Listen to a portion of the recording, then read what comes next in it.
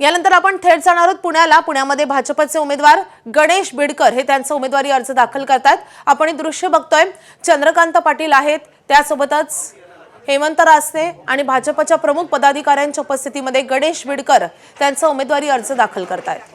पुण्यामध्ये भाजपकडून अजूनही उमेदवारांची यादी जाहीर झालेली नाहीये, मात्र गणेश बिडकर यांची उमेदवारी कदाचित निश्चित असावी आणि त्यामुळेच आज ते त्यांचा उमेदवारी अर्ज दाखल करतायत। तर पुण्यामध्ये भाजपचा पहिला उमेदवारी अर्ज दाखल होतोय गणेश बिडकर यांच्या रूपानं।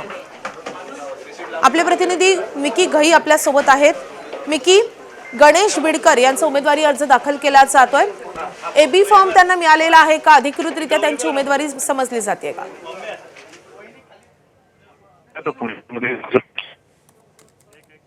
वॉर्ड क्रमांक अर्ज या ठिकाणी आता भरलं जात आहे। अर्थातच त्यांना एबी फॉर्म देण्यात आलेला आहे। स्वतः मंत्री चंद्रकांतदादा पाटील आणि आमदार हेमंत रासने या ठिकाणी उपस्थित आहेत, कार्यकर्ते या ठिकाणी उपस्थित आहेत।